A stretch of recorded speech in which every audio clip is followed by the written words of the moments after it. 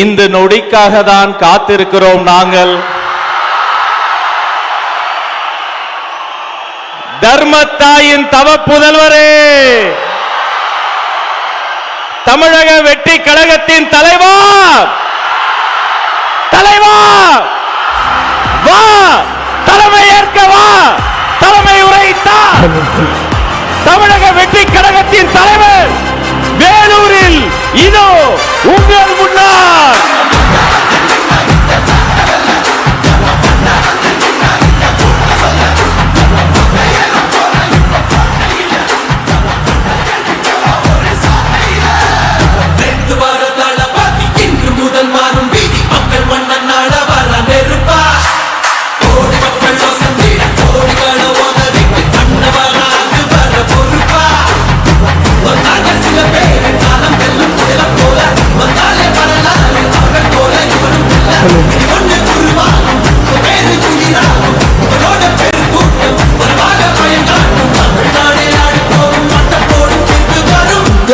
உங்க விஜய் உயிரன வரனா.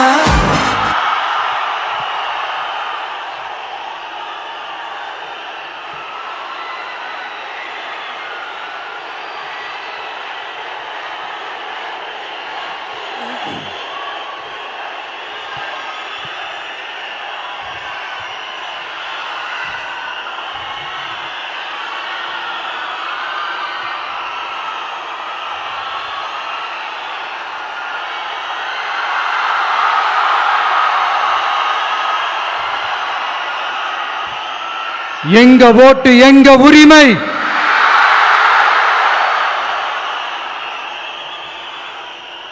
எங்களை யாரும் விலைக்கு வாங்க முடியாது.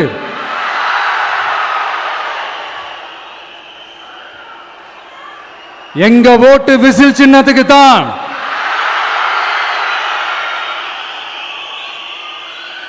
யாரையும் நம்பி ஏமாற மாட்டோம். எங்க வார்த்தையிலிருந்து மாற மாட்டோம். இது நிஜம். தேங்க்யூ.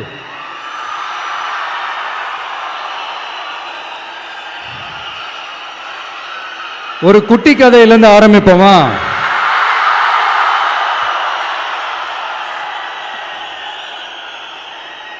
ஒரு பெரிய ஊரு, ஒரு 4 ரோடு ஜாயிண்ட் ஆகிற மாதிரி ஒரு ஜங்ஷன், ஒரு பிஸியான ஏரியா, ஆள் நடமாட்டம் அதிகமாக இருக்கக்கூடிய ஒரு ஏரியா.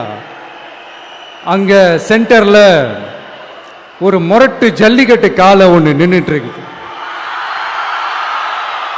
காலில் மண்ணை வீசிக்கிட்டு சீறிக்கிட்டு அப்படியே நின்றுட்டு இருக்குது. யாருமே பக்கத்தில் போக முடியல. அந்த இடம் ஒரு கேஷுவலாக மாறணும் அப்படின்னா அந்த காளையை அடக்கி அமைதி ஆக்கினாதான் மறுபடியும் ஒரு பேக் டு நார்மல் சுச்சுவேஷனுக்கு அந்த இடம் மாறும். அந்த ஊரில் இருக்கிற ஒரு சில பேருக்கு மட்டும்தான் அந்த காளை அடங்கும். அவங்க யாருமே அங்கே இல்லை. ஆனால் அந்த க்ரௌடில் இருந்த ஒரு சில பேர், ஆல்ரெடி அந்த காளையை அடக்கணவங்களோட இருந்த ஒரு சில பேர், எங்களுக்கு இல்லாத அனுபவமா? நாங்க பார்க்காத காளையா? நாங்க பார்க்காத மாடா? நாங்க போய் அடக்குறோம்னு சொல்லிட்டு உள்ள போறாங்க. ஒருத்தராலையும் அந்த காளையை தொடக்கூட முடியல. எல்லாரையும் அடிச்சு வீசி தூக்கி போட்டுருச்சு. இப்ப என்னடா பண்றது அப்படின்னு பார்க்கும்போது அந்த கூட்டத்தை விலக்கிட்டு ஒரு சின்ன பையன் ஒரு என்ட்ரி ஒன்று கொடுக்கிறான். உங்களுக்கு தான் தெரியும்ல, டேய் எங்களாலே முடியல, நீ எல்லாம் என்னத்தை போய் கிழிக்க போற? எங்களுக்கு அவ்வளோ அனுபவம் இருக்குது, நாங்களே அடிபட்டு ஓரமா படுத்து கிடக்கிறோம். இவன் விளையாட்டுத்தனமா ஏதோ பண்ணிட்டு கிடக்கிறான், பாவம் அந்த காலை கிட்ட போய் அடிபட்டு சாவ போறான். பச்சா பையன், அந்த பையன், இந்த பையன், அண்டர் எஸ்டிமேட் பண்றது, ஏளனமா பேசுறது, இப்படி ஒரு பக்கம். இன்னொரு பக்கம் பரிதாபப்பட்டு, ஐயோ பாவமே, இப்படி தனியா போய் மாட்டிக்கிட்டானே, அந்த காலை கிட்ட என்ன பண்ண போறானோ அப்படின்ட்டு ஒரு பக்கம் பரிதாபப்பட்டு பேசுறாங்க. அந்த சின்ன பையன் எதுவுமே காதலையே போட்டுக்காம 2 பாக்கெட்லையும் கையை விட்டுக்கிட்டு ஸ்டைலா கெத்தா தில்லா அப்படியே உள்ள போறான். ஒரு ஸ்டெப் எடுத்து வைக்கிறான், அந்த கால் அப்படியே சீறிக்கிட்டே நின்றுட்டு இருக்குது. இன்னொரு ஸ்டெப் எடுத்து வைக்கிறான், கால் அப்படியே சீறிக்கிட்டே முன்னாடி வருது. மக்கள் எல்லாரும் பதட்டத்தோட அப்படியே பார்த்துட்டு இருக்கிறாங்க. இன்னொரு ஸ்டெப் எடுத்து வைக்கிறான், கால் அப்படியே முட்டை வரும்போது பாக்கெட்டுக்குள்ள மறைச்சு வச்சிருந்த 2 புல்லுக்கட்டு அதை அந்த காலை கிட்ட காட்டுறான். காலை அப்படியே சடனா வந்து நின்று அது மூடெல்லாம் மாறி அந்த புல்லுக்கட்டை சாப்பிட ஆரம்பிச்சிருச்சு. அந்த சின்ன பையனும் அந்த காலை அப்படியே தடவிக்கிட்டே வரான். காளையும் பக்கத்தில் ஒரு குழந்தை மாதிரி நடந்து வந்துக்கிட்டு வருது. பக்கத்தில் இருந்த ஒரு வயல்வெளியில் அந்த காளையை மேய விட்டுட்டு வரான். மக்கள் எல்லாரும் அந்த பையனை ஆச்சரியமாக பார்க்குறாங்க. அந்த அடிபட்டு கிடந்த அந்த அனுபவசாலிங்க தலையை தொங்க போட்டு நின்றுட்டு இருக்கிறாங்க. ஏன்னா பேசின பேச்சு அப்படி. வாய் இருக்குன்றதுக்காக நக்கலுமா நையாண்டியுமா நச நச நச நசன் ஒரே பேச்சு. என்ன பண்றது, தலையை குனிஞ்சு அப்படியே நின்றுட்டு இருக்கிறாங்க. அங்க ஒரு பெரியவர் வர்றார். வந்து அந்த பையன்கிட்ட கேட்கிறாரு, எப்படிப்பா இப்படி ஒரு முரட்டு காலை சீறிட்டு நின்றுட்டு இருந்தது, எப்படி அந்த காலை அடக்கின அப்படின்னு கேட்டதுக்கு அந்த பையன் சொல்றான், ஐயா எனக்கு அந்த காளையை பார்த்தா கோபமா இருந்த மாதிரிலாம் எனக்கு தெரியல, அந்த காலை பசியோடு இருந்த மாதிரி இருந்தது. அதனால தான் அந்த புல்லுக்கட்டை காமிச்சவொடனே ஓகே நமக்கு தேவையானது கிடைச்சிருச்சு அப்படின்னோடனே அந்த புல்லுக்கட்டை சாப்பிட்டுட்டு நம்மளோட அப்படியே ஜாலியாக வாக்கிங் வந்துருச்சு அப்படின்னு சொன்னான். இதை கேட்ட அந்த பெரியவர் சொன்னாரா, இந்த சின்னவங்க பெரியவங்க அனுபவம் இருக்கிறவங்க அனுபவம் இல்லாதவங்க இதெல்லாம் விஷயமே கிடையாது. யாரா இருந்தாலும் அந்த சூழலுக்கு ஏற்ற மாதிரி அந்த சிச்சுவேஷனுக்கு தகுந்த மாதிரி என்ன பண்ணி அந்த ப்ராப்ளமை சால்வ் பண்றான், ஏது பண்ணி அந்த ப்ராப்ளமை சால்வ் பண்றான், அதுதான் விஷயமே, அதுதான் மேட்ரு. ஸோ நீ சூப்பர்ப்பா, என்ன ப்ராப்ளம் வந்தாலும் நீ சால்வ் பண்ணிடுவ அப்படின்னு முதுகில் தட்டி கொடுத்துட்டு அந்த பெரியவர் போறார். இப்போ அந்த கதையில் அந்த முரட்டு ஜல்லிக்கட்டு காலை தான் நம்ம தமிழ்நாட்டு அரசியல் களம். அந்த பெரியவர் தான் நம்ம தமிழக மக்கள். அந்த பாக்கெட்டுக்குள்ள ஸ்டைலா தில்லா கெத்தா ஒருத்தன் உள்ள வந்தான் பாருங்க, அவன்தான்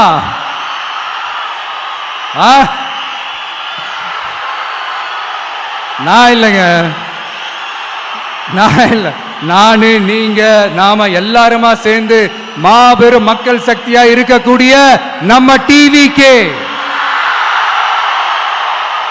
அதுதான் அந்த சின்ன பையன்.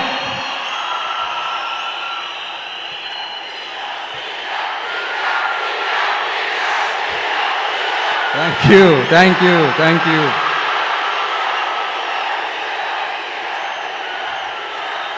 மக்களை நேசிக்கிற ஒரு நல்ல தலைமை இல்லாததுனால இத்தனை வருஷமா வேற வழி இல்லாம ஸ்டாலின் சார் கொடுத்த அந்த பொய்யான வாக்குறுதிகள் எல்லாத்தையும் நம்பி ஏமாந்த நம்ம மக்களுக்கு சரியான நேரத்தில் ஒரு வெகுஜன மக்கள் இயக்கமா வந்தது தான் நம்ம டிவிக்கு. அந்த முரட்டு ஜல்லிக்கட்டு கால கதை ஏன் சொன்னோம், எதுக்கு சொன்னோம், யார் யாருக்கெல்லாம் சொன்னோங்கிறது புரிய வேண்டியவங்களுக்கு புரியும்னு நினைக்கிறேன்.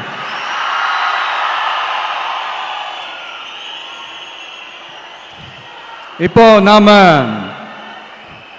ஒவ்வொரு வீட்டில் உயிரா உணர்வா இருக்கிறோம். ஆனால் நான் உங்க எல்லாரையும் நேரில் சந்திக்கணும், நீங்க இருக்கிற ஊருக்கே உங்களை சந்திக்கணும் அப்படின்றது தான் எனக்கு மனசுல இருக்கிற ஒரு பெரிய ஆசை. ஆனா அந்த சிச்சுவேஷன் ஒரு எதிர்கட்சியா இருந்து கேள்வி கேட்டுட்டு இருக்கிற இந்த நேரத்தில் நமக்கு எதிராக என்ன சூழ்ச்சிகள்லாம் நடக்குதுன்றது உங்க எல்லாருக்குமே நல்லா தெரியும். அதனால இப்போ உங்களுக்கு ஒரு வாக்குறுதியை கொடுக்கிறேன், நம்மளோட ஆட்சி அமைஞ்சதும் ஒவ்வொரு கிராமத்துக்கும் நான் நேரடியா வந்து என்னுடைய சொந்தங்களாகிய உங்க எல்லாரையும் நான் சந்திக்கிறேன்.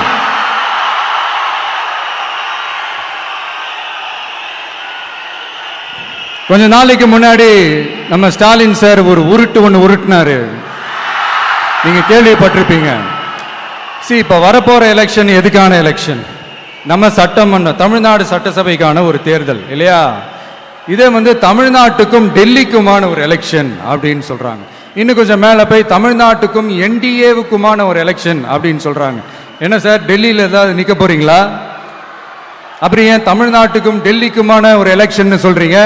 அப்புறம் இது ஏதாவது பார்லிமெண்ட் எலெக்ஷனா? பிரதமர் பதவிக்கு ஏதாவது போட்டி போடுறீங்களா? அப்புறம் ஏன் தமிழ்நாட்டுக்கும் என்டிஏவுக்குமான ஒரு எலெக்ஷன் சொல்றீங்க? எங்களுக்கு புரியலையே சார், இது என்ன லாஜிக்னு எங்களுக்கு புரியலையே. எந்த எலெக்ஷனை எப்படி டீல் பண்ணணும், எப்படி ஹேண்டில் பண்ணணும்ன்றது நம்ம தமிழ்நாட்டு மக்களுக்கு தெளிவா தெரியும். நம்ம தமிழ்நாட்டு மக்கள் மாதிரி ஒரு தெளிவான மக்களை நீங்க பார்க்கவே முடியாது. சூப்பர் கிளாரிட்டியோட சூப்பர் மக்கள் சார் நம்ம மக்கள். இந்த போருக்கு போறதுக்கு முன்னாடி தான் இந்த படை பரிவாரங்களோட போவாங்கன்னு கேள்விப்பட்டிருக்கிறேன். ஆனா நீங்க என்னடானா இந்த ஒண்ணுத்துக்கும் உதவாத இந்த பால் டப்பாவை உருட்டிக்கிட்டு இருக்கீங்களே சார். உண்மையிலே இந்த எலெக்ஷன் எதுக்கான எலெக்ஷன் சொல்லட்டுமா? தமிழ்நாட்டு மக்களுக்கும் ஊழலுக்கும் நடக்கிற போர், தமிழ்நாட்டு மக்களுக்கும் லஞ்சத்துக்கும் நடக்கிற போர், தமிழ்நாட்டு மக்களுக்கும் இந்த நிர்வாகத்தை சரியா செய்யாத இந்த திமுக அரசுக்கும் நடக்கிற போர், அதாவது தமிழ்நாட்டு மக்களுக்கும் உங்க ஆட்சிக்கும் நடக்கிற போர், தமிழ்நாட்டு மக்களுக்கும் ஸ்டாலின் சாருக்கும் நடக்கிற போர். இன்னும் சுருக்கமா சொல்லணும்னா விஜய்க்கும் ஸ்டாலின் சாருக்கும் நடக்கிற போர்.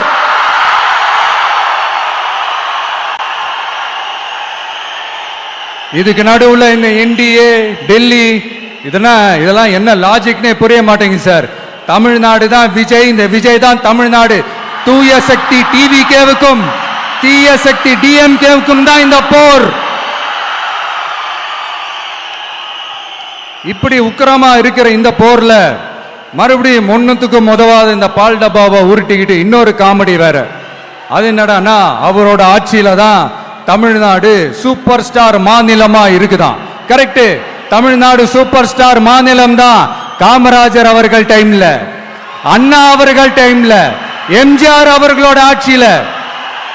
இன்னைக்கு ஒண்ணுத்துக்கும் உதவாத இந்த உல்டா மாடல் ஆட்சியில தமிழ்நாடு சூப்பர் ஸ்டார் மாநிலமாலாம் ஒண்ணு இல்ல, சூப்பர் ஸ்டாண்ட் அப் காமெடிக்காரர் நடத்துற மாநிலமா மாறிடுச்சு.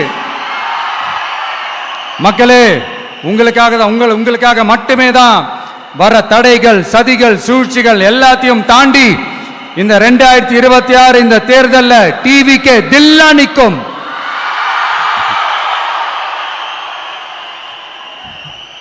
இதுவரைக்கும் நடந்த எலெக்ஷன் வேற, இப்ப நடக்க போற எலெக்ஷன் வேற. ஒவ்வொரு 5 இயர்ஸுக்கும் நடக்கிற எலெக்ஷன் மாதிரி இதை நினைச்சிடாதீங்க. 50 வருஷத்துக்கு ஒரு வாட்டி நடக்க போற ஒரு எலெக்ஷன் மாதிரி இது. அதிசய எலெக்ஷன். ஒரு எலெக்ஷன்ல அவங்களோட எதிரிகளை தான் எதிர்ப்பாங்க, அப்படிதான் எதிர்ப்பாங்க, அதுதான் யதார்த்தமும் கூட. ஆனா இந்த எலெக்ஷன்ல தான் ஒட்டுமொத்தமா எல்லாருமா சேர்ந்து ஒருத்தனை எதிர்க்கிறாங்க. ஒட்டுமொத்தமா எல்லாருமா சேர்ந்து இந்த விஜயை எதிர்க்கிறாங்க. ஏன்னா இந்த விஜய் ஊழலை எதிர்க்கிறான், லஞ்சத்தை எதிர்க்கிறான், மக்களோட மக்களா நிக்கிறான். அந்த மக்கள் அவன் கூட நிக்கிறாங்க. அந்த காண்டு எப்படி? அந்த காண்டு தான் ஒட்டுமொத்தமா எல்லாருமா சேர்ந்து ஒருத்தனை எதிர்க்க காரணம். நீங்க எப்படி வேணா எதிர்த்துக்கங்க, ஆனா போட்டி 2 பேருக்கு நடுவுல தான். ஒண்ணு இன்னொன்னு.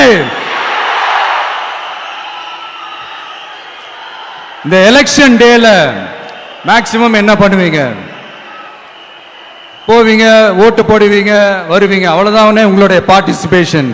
ஆனா இந்த எலெக்ஷன்ல நீங்க பங்கெடுத்துக்க போறீங்க. எஸ், உங்க வீட்டில் இருக்கிற ஒரு விஜய் தான், உங்க வீட்டில் இருக்கிற ஒரு விஜய் தான் வேட்பாளரா நிக்க போறாங்க. உங்க வீட்டில் நிக்கிற ஒரு வேட்பாளர்னா அப்ப உங்க வீட்டில் இருக்கிற மத்தவங்க எல்லாருமே வாக்காளர்கள் தானே. உங்க அம்மா, உங்க அப்பா, உங்க அண்ணன், உங்க தம்பி, உங்க சொந்தம் டிவிகே வேட்பாளர் அப்படின்னா அப்ப உங்க ஓட்டு விசில் சின்னத்துக்கு தான் எல்லாருக்குமே தெரியும்.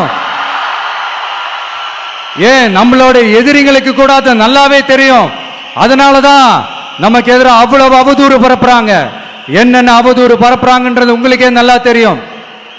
ஆனா அவங்களுக்கு தெரியாது, என் மேல அவதூறு பரப்புனா அது மக்கள் மேல அவதூறு பரப்புற மாதிரின்னு.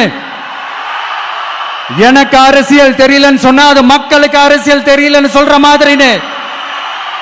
என்ன அசிங்க அசிங்கமா பேசினா அது மக்கள் அசிங்க அசிங்கமா பேசுற மாதிரின்னு. எனக்கு எதிராக செய்யற ஒவ்வொரு செயலும் அது மக்களுக்கு எதிராக செய்யற செயல் அவங்களுக்கு தெரியாம போச்சு. இந்த விஜயும் மக்களும் வேறு வேறு இல்லை. இந்த விஜயும் மக்களும் ரத்தமும் சதையும் மாறி உடலும் உயிரும் மாறி ஒன்னிலிருந்து ஒண்ண பிரிக்கவே முடியாது. எஸ், சென்சிட்டிவான சென்டிமெண்ட், அது சென்சிட்டிவான சென்டிமெண்ட்.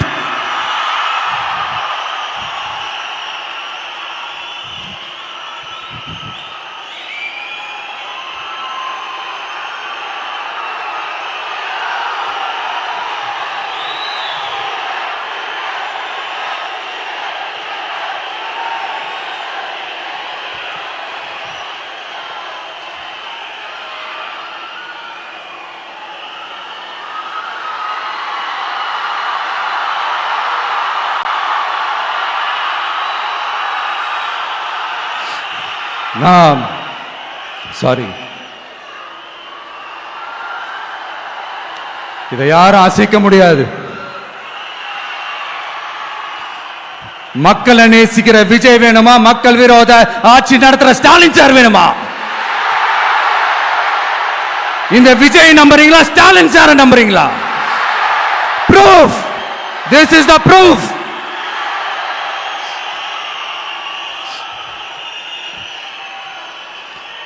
இந்த தீய சக்தி, ஊழல் சக்தி, இதெல்லாம் ஏன் சொல்றோம், எதுக்கு சொல்றோம், யார சொல்றோன்றதெல்லாம் மக்களுக்கு தெளிவா தெரியும். அதே மாதிரி டிவிகேவுக்கு போட்டி டிஎம்கே தான்றதும் மக்களுக்கு தெளிவா தெரியும். அப்படி இருக்கும்போது நாம ஏதாவது பேசினா வாண்டடா சில பேர் வந்து வண்டியில ஏறி உட்கார்ந்துக்கிறாங்க. ஆமா, வாண்டடா சில பேர் வண்டியில ஏறி உட்கார்ந்துக்கிட்டு குரல் கொடுக்கறாங்க. சீரியஸா ஒரு போட்டி நடந்துகிட்டு இருக்கும் போது இங்க காமெடிக்கெல்லாம் இடம் இல்லை பாஸ். இதெல்லாம் மக்களுக்கு தெளிவா தெரியும். இந்த நேரத்தில் ஒரு சீரியஸ் கேள்வியை இன்னைக்கு இருக்கிற மிகப்பெரிய அரசியல்வாதிங்க கிட்ட கேட்கணும்னு நான் நினைக்கிறேன். நீங்க அரசியலுக்கு வர்றதுக்கு முன்னாடி உங்ககிட்ட இருந்த சொத்து எவ்வளோ? அரசியலுக்கு வந்ததுக்கு அப்புறம் இன்னைக்கு உங்ககிட்ட இருக்கிற சொத்து எவ்வளோ? அதை ஓபனா டிக்ளேர் பண்ண முடியுமா? அப்படி வந்த காசெல்லாம் என்னென்ன தொழில் செஞ்சு வந்துச்சு, என்ன வேலை செஞ்சு வந்துச்சு, உண்மையிலே நீங்க உழைச்சி சம்பாதிச்ச காசா, இல்ல ஆட்சி அதிகாரத்துக்கு வந்ததுக்கு அப்புறம் ஆட்டைய போட்ட காசா? இதெல்லாம் ஓபனா டிக்ளேர் பண்ண முடியுமா? இதெல்லாம் நம்ம கேட்டா எல்லா ஊழல்வாதிகளும் ஒன்னா சேர்ந்து நம்ம மேல சேத்தவாரி வீசுவாங்க. அது பத்திலாம் நமக்கு கவலை இல்லை. ஏன்னா நாம யாருன்னு மக்களுக்கு நல்லாவே தெரியும். எனக்கு ஒரு புது ஃப்ரெண்ட், புது நண்பர் ஒருத்தர் கிடைச்சிருக்காரு. யார் தெரியுமா? தெரியாதா? முதல்வர் அவர்கள் தான். இப்போ ஒரு நிருபர் ஒருத்தர் கேட்ட கேள்விக்கு எனக்கு எதிரிகள்லாம் யாரும் இல்ல, அவங்க எல்லாருமே எனக்கு நண்பர்கள் தான் அப்படின்னு சொன்னாங்களே. அப்படி நாங்கெல்லாம் உங்களுக்கு நண்பர்கள்னா அப்புறம் ஏன் சார் கரூர் விஷயத்துல ஏன் மேல பழி தூக்கி போட்டீங்க?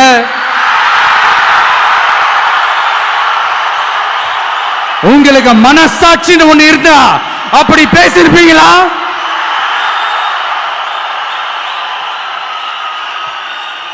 அப்படி நாங்களாம் உங்களுக்கு நண்பர்கள்னா ஒரு ஈவென்ட், ஒரு ஃபங்க்ஷன் நடத்துறதுக்கு ஒரு இடமோ ஒரு பர்மிஷனோ ஏன் கொடுக்க மாட்டேன்றீங்க? எல்லாத்தையும் நீங்களே பண்ணிட்டு போற போக்கில் அப்படியே பொய்களா அடிச்சு விட்டுக்கிட்டு இருக்கீங்க. உங்களோட உண்மையான நண்பர்கள் யாருன்னு சொல்லட்டுமா? லஞ்சம், ஊழல், அரசியல் ஆதாயம், இதெல்லாம் தான் உங்களோட உண்மையான நண்பர்கள். பர்சனலா நீங்க எப்படி வேணா இருந்துக்கங்க சார், நமக்கு அதை பத்தி கவலை இல்லை, நமக்கு அது அவசியமும் இல்லை. ஆனா உங்க ஆட்சி தான் தப்பான ஆட்சி, தமிழ்நாட்டுக்கு தேவையில்லாத ஆட்சி. கொஞ்ச நாளைக்கு முன்னாடி கற்பனையா ஒரு விஷயம் ஒண்ணு சொன்னேன். இந்த முதல்வர் கூட விசில் சின்னத்துக்கு தான் வாக்களிப்பாரு அப்படின்ட்டு கற்பனையா ஒன்று சொன்னேன். ஆனா இன்னைக்கு நிஜமாவே நமக்கு ஆதரவா ஒரு கோஷத்தை எழுப்பியிருக்கிறாங்க. அது என்ன தெரியுமா? எங்க வாக்கு சாவடி வெற்றி வாக்கு சாவடியா. அதுக்கு அர்த்தம் என்ன தெரியுமா? எங்க வாக்கு சாவடி விஜய் வாக்கு சாவடின்னு அர்த்தம்.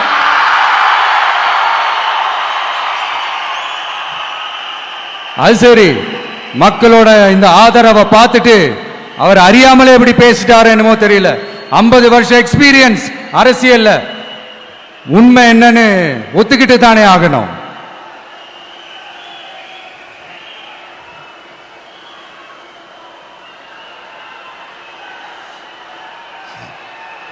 ஜனநாயகம்ங்கிறது பெரும்பான்மை ஆட்சி அதிகாரம் சார்ந்தது மட்டும் இல்ல, சிறுபான்மை மக்களின் உரிமைகள் உணர்வுகளும் புனிதம்னு நினைச்சு அதையெல்லாம் காப்பதற்கு பெயர் தான் ஜனநாயகம்னு 1963 அறிஞர் அண்ணா பார்லிமெண்ட்ல பேசினதை நாம இங்க சொல்றது ரொம்ப பொருத்தமா இருக்கும்.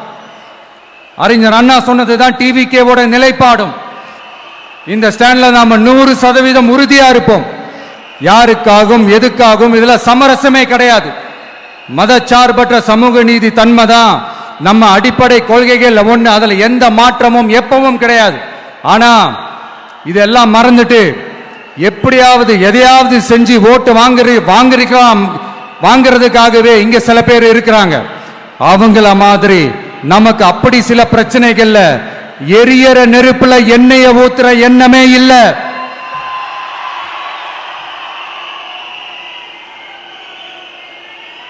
இங்க சில அரசியல் கட்சிகளும் சில அரசியல் தலைவர்களும் ஒரு சில நேரங்களில் அமைதியா இருந்தாலே போதும், ஒரு பிரச்சனையும் வராது. இப்போ கரண்ட்ல இருக்கிற சில பிரச்சனைக்கு வருவோம். இந்த கரண்ட் பிரச்சனைக்கு வருவோம். மாசம் மாசம் கரண்ட் பில் கட்டுற மாதிரி மாத்துவோம்னு சொன்னீங்களே, செஞ்சீங்களா? நிறைய வீடுகள்ல 100 யூனிட் தான் அந்த கரண்ட் செலவாகுது ஒரு மாசத்துக்கு. மாசம் மாசம் நீங்க அந்த பில்லு கொடுத்தீங்கன்னா அவங்களுக்கு அது ஃப்ரீ ஆயிடும். அவங்க அந்த காசு கட்ட தேவையே இல்லை. ஆனா 2 மாசத்துக்கு ஒரு வாட்டி அந்த பில்லு கொடுத்தீங்கன்னா, இப்ப சப்போஸ் அது 200 யூனிட்டுக்கு மேல போச்சுன்னா அது அவங்களுக்கு ஒரு மிகப்பெரிய சுமை தானே. இது எந்த கணக்கில் எடுத்துக்கிறது? ஒரு மாதிரி ஒரு மாடர்ன் கரப்ஷன் அப்படின்னு எடுத்துக்கலாமா? அடுத்து பஸ் வசதி. நிறைய கிராமங்கள்ல பஸ் வசதி இல்லைன்னு சொன்னா இந்த ஒட்டுமொத்த திமுக அரசும் கத்திக்கிட்டு வந்துருவாங்க. நாங்க பஸ் விடாத கிராமங்களே இல்ல அப்படின்னு சொல்லுவாங்க. அப்படி அது உண்மை அப்படின்னா முதல்வர் அவர்கள் கிட்ட நம்ம தங்கச்சி ஒருத்தவங்க ஒரு கேள்வி கேட்டாங்களே, எங்க ஊருக்கு ஒரு மினி பஸ் ஆவது விடுங்க சார் அப்படின்னு கேட்டாங்களே, அது எந்த கணக்கில் எடுத்துக்கிறது? நிறைய மலை கிராமங்கள்ல பஸ் வசதி இல்ல, நிறைய மலை கிராமங்கள்ல ஹாஸ்பிட்டல் வசதி இல்ல. இது ரெண்டுமே எவ்வளவு முக்கியமான ஒரு விஷயங்கள். பஸ் வசதியும் ஹாஸ்பிட்டல் வசதியும் இல்லாததுனால வீட்டிலேயே பிரசவம் பார்க்கிற அந்த ஆபத்து இருக்குதுன்னு எவ்வளவு நியூஸ் பார்க்கிறோம். இதெல்லாம் எந்த கணக்கில் சேர்த்துக்கிறது? அடுத்து இது எல்லா மீட்டிங்லயும் பேசுறதுதான், பெண்களுக்கு பாதுகாப்பு நம்பர் 1 இருக்குது தமிழ்நாட்டில் அப்படின்னு சொல்றாங்க. அப்புறம் அது என்ன, வி சேஃப் மாடலா? பெண்கள் என்ன சொல்றாங்க தெரியுமா? அது வி சேஃப் மாடல் இல்ல, வி ஆர் நாட் சேஃப் மாடல்னு சொல்றாங்க. இப்படி இருக்கிறப்போ தமிழ்நாட்டில் எங்க போனாலும் பெண்களுக்கு பாதுகாப்பு அப்படியே கொட்டி கிடக்குதான்.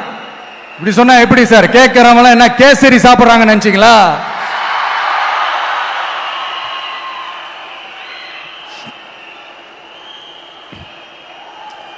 அடுத்து இந்த சட்டம் ஒழுங்கு, அது காணாம போய் ரொம்ப நாள் ஆச்சு. இவன் வேற, இந்த விஜய் வேற, எங்க போனாலும் இந்த மக்கள் கிட்ட இந்த சட்டம் ஒழுங்கை பத்தி பேசி ஞாபகப்படுத்திக்கிட்டே இருக்கான்னு முதல்வர் அவர்கள் அவங்க கூட இருக்கிறவங்க கிட்ட எல்லாம் சங்கடப்பட்டாராம். நாம் என்ன பண்றது? நாம தான் தமிழ்நாட்டோட விசில் ப்ளோயர் ஆச்சே. நாம எப்படி சைலண்டா இருக்க முடியும்?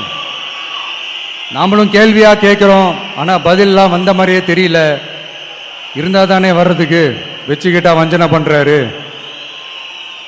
5 வருஷமா பதிலே சொல்லாம அப்படியே கடந்து வந்துட்டாரு. ஆனா இனிமே அப்படிலாம் இருக்க முடியாது, பதில் சொல்லி ஆகணும். மக்களே, இந்த தீய சக்தி, இந்த அட்ராசிட்டிய ஒரு எண்டு கார்டு போடணும் அப்படின்னா அவங்கள சுவிட்ச் ஆஃப் பண்றது தான் ஒரே சொல்யூஷன். அதுக்கான ரிமோட் தான் வரப்போற எலெக்ஷன். அந்த ரிமோட்ல நீங்க அழுத்த வேண்டியது ஒரே ஒரு ஆப்ஷன், அதுதான் நம்ம விசில் சின்னத்தோட பட்டன். இத 4 விஷயத்தை நீங்க செஞ்சாலே போதும். ஒவ்வொரு இவிஎம் மெஷின்லயும் விசில் சின்னத்துக்கு நேரா இருக்கிற அந்த பட்டனை பச்சைக்கு பச்சைக்கு பச்சைக்குன்னு ஒரு அழுத்துங்க. எப்படி? அவ்வளவுதான். நாம காஞ்சிபுரத்தில் பேசும்போது நம்மளுடைய விஷன் என்னன்னு சொன்னோம். இப்ப அதனுடைய கண்டினியூஷனா சில விஷயங்கள் இங்க நான் சொல்லணும்னு ஆசைப்படுறேன். இப்பவும் சொல்றேன், உறுதியா சொல்றேன், சத்தியமா சொல்றேன். பெண்கள், பெண் குழந்தைகள், ஆண் குழந்தைகள் பாதுகாப்பு நம்ம ஆட்சியில நம்பர் 1 இருக்கும். சட்டம் ஒழுங்கு ரொம்ப ரொம்ப ஸ்ட்ரிக்டா இருக்கும். அரசு பள்ளிக்கூடங்களும் கல்லூரிகளும் முதல் தரமா இருக்கும். போட்டி தேர்வுகளுக்குன்னு லட்சங்களை கொட்டி தனி கோச்சிங் சென்டர் போய் படிக்க அவசியமே இருக்காது. ஏன்னா கவர்மெண்ட் ஸ்கூல், காலேஜ் சிலபஸே போட்டி தேர்வுகளை ஈஸியா சந்திக்கிற வகையில் அந்த ஸ்டாண்டர்டுக்கு ஏத்த மாதிரி அமைக்கப்படும். உயர்நிலை பள்ளி பாடத்திட்டங்களிலேயே அடிப்படை அரசியல் சாசன சட்டம் சேர்க்கப்படும். மாநில மற்றும் ஒன்றிய அரசு அலுவலகங்கள், வங்கிகளின் செயல்பாடுகள் மற்றும் அவற்றை அணுகும் முறை குறித்து மாணவர்களுக்கு தெளிவான புரிதலை ஏற்படுத்தும் வகையில் தேர்வுகள் அற்ற செயல்முறை பாடமாக கற்பிக்கப்படும். இந்தியா முழுக்க உள்ள ஒன்றிய அரசு சார்ந்த கல்வி நிலையங்கள் மற்றும் அதன் சேர்க்கை அட்மிஷன் குறித்து புரிதலும் தெளிவும் மாணவர்களுக்கு உருவாக்கப்படும். அனைத்து அரசு பள்ளிகளிலும் பெண் குழந்தைகளுக்கு சுத்தமான, சுகாதாரமான மற்றும் தரமான கதவுகள் பொருத்தப்பட்ட ரெஸ்ட் ரூம்கள் அமைப்பது உறுதி செய்யப்படும். போதைப் பொருட்கள் இல்லாத தமிழகம் உருவாக்கப்படும். மாவட்ட கலெக்டர்கள் மற்றும் எஸ்பிக்களில் சரி பாதி பெண்களாக இருக்கும்படி செய்வோம். மலை கிராமங்களில் அரசு ஆரம்ப சுகாதார நிலையங்கள் பிரசவம் பார்க்கும் வசதியுடன் அமைக்கப்படும். பஸ் போக்குவரத்து இல்லாத கிராமங்கள் மற்றும் மலை கிராமங்களே இல்லை என்ற நிலை உருவாக்கப்படும். ஏற்கனவே அமைப்பு சாரா தொழிலாளர்கள் அமைப்பு இருந்தாலும் ஆட்டோ, டாக்ஸி மற்றும் லாரி டிரைவர்களுக்கென அவர்களின் நலன்களுக்காகவும் குடும்ப நலன்களுக்காகவும் தனியாக நல வாரியம் அமைக்கப்படும். தென் தமிழகம் உட்பட தமிழகத்தின் தேவையான பகுதிகளில் தொழிற்சாலைகள் அமைக்கவும் தொழில் வளம் பெருக்கவும் தனி கவனம் செலுத்தப்படும்.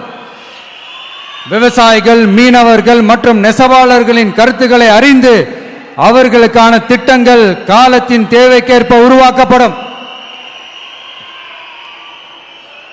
இப்போ நம்ம ஸ்டாலின் சார் அறிவாலயம் பக்கத்தில் யாரு நடந்து போனாலும், அறிவாலயம் பக்கத்தில் யாரு நிழலுக்கு ஒதுங்கினாலும் கூட்டணியில சேர்த்துக்கிறார். அந்த கொள்ளையடிச்சிருக்கிற வச்சிருக்கிற பணத்தில் ஒரு பங்கு ஒன்று கொடுத்து, இந்த அதுக்கு பேர் கல்லாப்பெட்டி கூட்டணின்னு வச்சிருக்கிறேன். அந்த கல்லாப்பெட்டி கூட்டணியை ரொம்ப கஷ்டப்பட்டு சேர்த்திருக்கிறார். ஆனா அவருக்கு நான் சொல்றேன், இந்த அறத பழைய கூட்டணி கணக்குகளோ இந்த கொள்ளையடிச்ச பணத்தையே வச்சு எங்க மக்களை ஏமாத்தி எல்லாம் ஜெயிக்க முடியாது. ஏன்னா இது மாபெரும் மக்கள் சக்தியான வித்தியாசமான விசில் புரட்சி எலெக்ஷன்.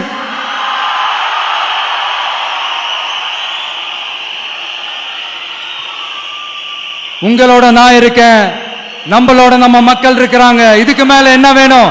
கான்பிடென்டா இருங்க, நல்லதே நடக்கும், வெற்றி நிச்சயம். மீண்டும் சந்திக்கும் வரை நன்றி, வணக்கம். என் நண்பர்களே, ஒரு சின்ன ரிக்வெஸ்ட். நான் திருப்பி இங்கிருந்து 4 hours சென்னைக்கு போகணும். தயவு செஞ்சு யாரும் என் வண்டிக்கு பின்னாடியோ என் வண்டி சைட்லேயோ பைக்கில் வராதிங்க. உங்களை நான் கெஞ்சி கேட்டுக்கிறேன். தேங்க்யூ.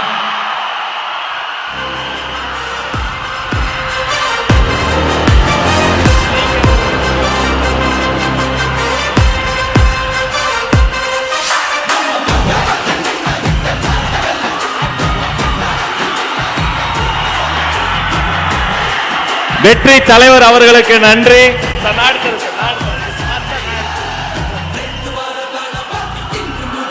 வேலூர் கழகத்தின் சார்பில் மாவட்ட கழக செயலாளர்கள் அண்ணன் வேல்முருகன் வெற்றிவேல் வீரவேலை வழங்குகிறார்.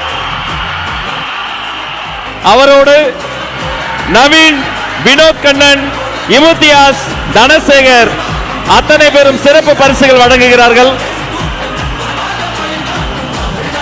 ஒரு கையில் வேல், ஒரு கையில் வெற்றி வாள். விஜய் உயிரன வரனா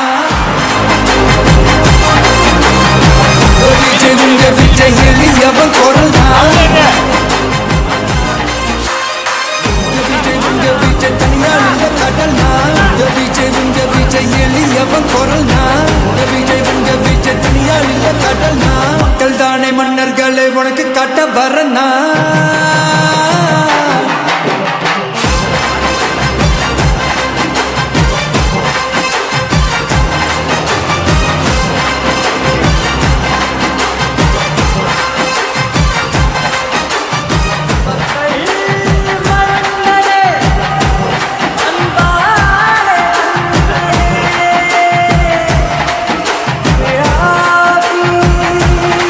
வேலூர் கழகத்தின் சார்பில் வெள்ளி யானை வழங்குகிறார்கள்.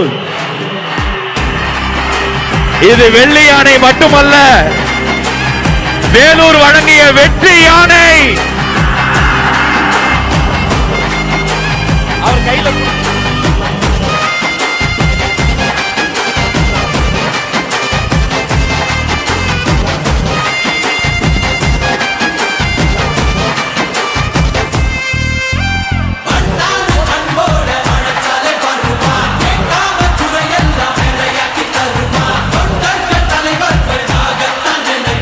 வேலூர் கழகத்தின் சார்பில் தங்க கோயிலும்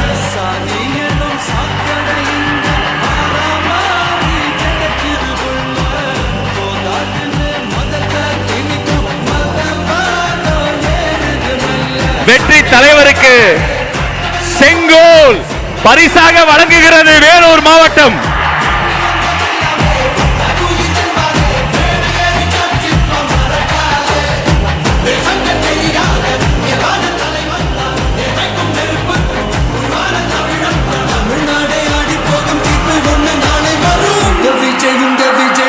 நன்றி, நன்றி. விஜய் உங்க விஜய் எளியவன் குரல்னா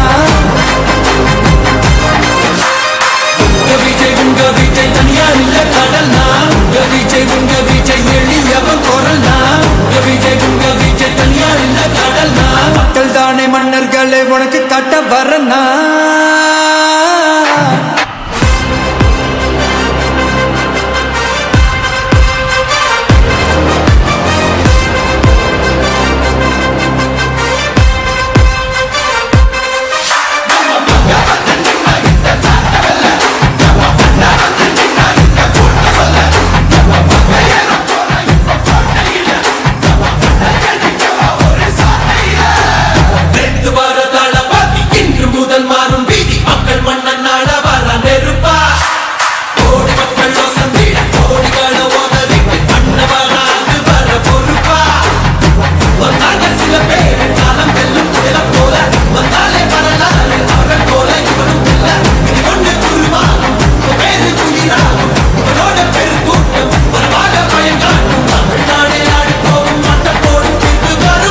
விஜய் உங்க விஜய் உயிரன வரனா விஜய் உங்க விஜய் எளியவன் குரல்னா